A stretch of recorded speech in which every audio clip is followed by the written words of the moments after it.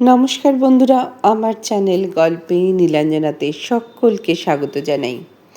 আজকের গল্প সুয়ো রানীর স্বাদ, লিখেছেন রবীন্দ্রনাথ ঠাকুর। গল্প পাঠ শুরু করার আগে ছোট্ট কয়েকটি কথা। যারা আমার চ্যানেলটিকে সাবস্ক্রাইব করেছেন তাদেরকে কৃতজ্ঞতা জানাই। যারা এখনও আমার চ্যানেলটিকে সাবস্ক্রাইব করেননি তাদেরকে অনুরোধ করি আমার চ্যানেলটিকে সাবস্ক্রাইব করে পাশে থাকতে।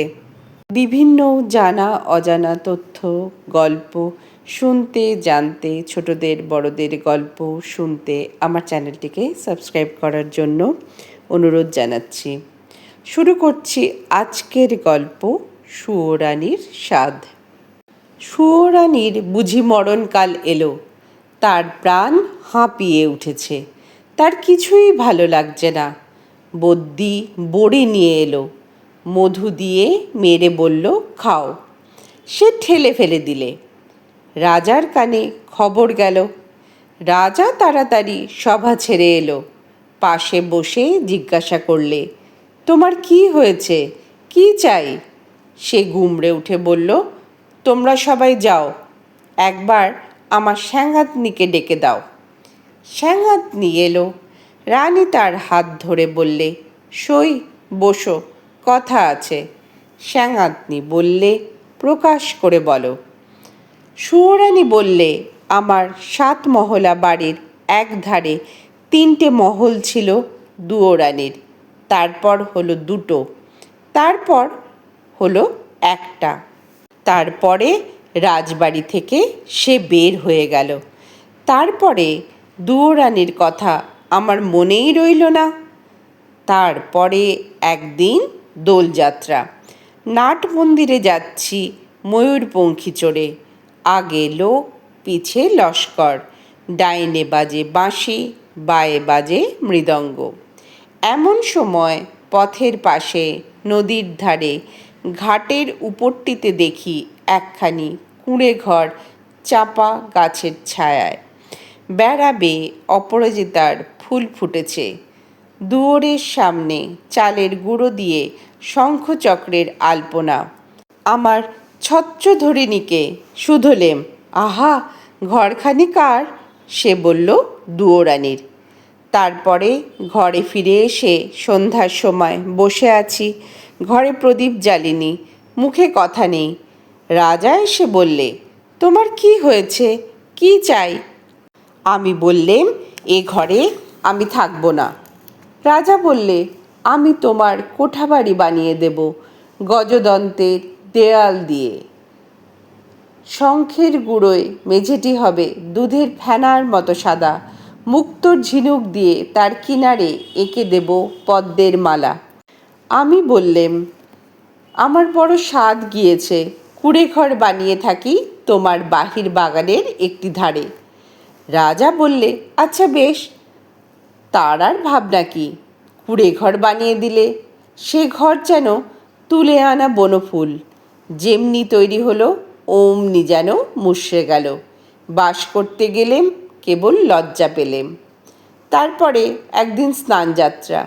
নদীতে নাইতে গেছি, সঙ্গে 107 জন সঙ্গিনী। জলের মধ্যে পালকি নামিয়ে দিলে, স্নান হলো। পথে ফিরে আসছি, পালকির দরজা একটু ফাঁক করে দেখি ও কোন ঘরের বউগা, যেন নির্মাল্যের ফুল, হাতে সাদা শাখা, পরনে লাল পেড়ের শাড়ি। স্নানের পর ঘড়ায় করে জল তুলে আনছে। সকালের আলো তার ভিজে চুলে আর ভিজে ঘড়ার উপর ঝিকিয়ে উঠছে।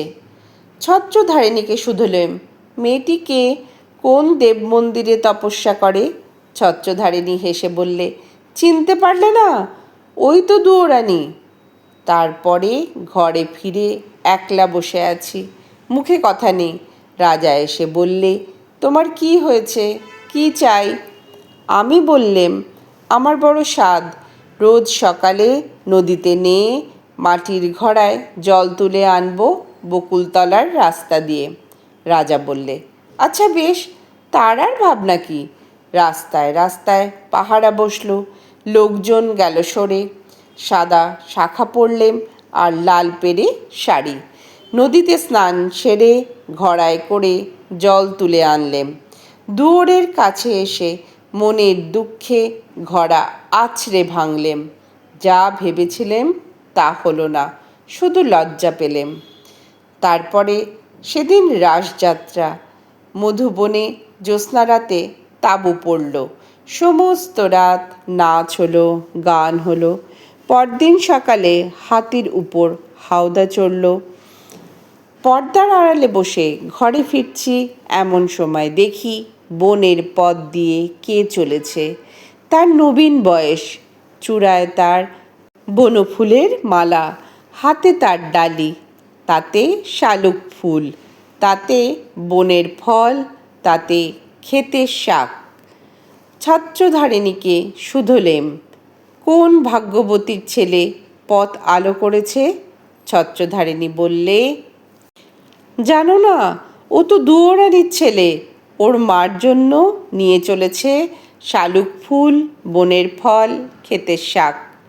তারপরে ঘরে ফিরে একলা বসে আছি, মুখে কথা নেই। রাজা এসে বললে, তোমার কি হয়েছে, কি চাই? আমি বললেম, আমার বড় স্বাদ, রোজ খাবো শালুক ফুল, বনের ফল, ক্ষেতের শাক। আমার ছেলে নিজের হাতে তুলে আনবে। রাজা বললে, আচ্ছা বেশ, তার আর ভাবনা কি। সোনার পালঙ্কে বসে আছি, ছেলে ডালি নিয়ে এলো। তার সর্বাঙ্গে ঘাম, তার মুখে রাগ। ডালি পড়ে রইল, লজ্জা পেলেম।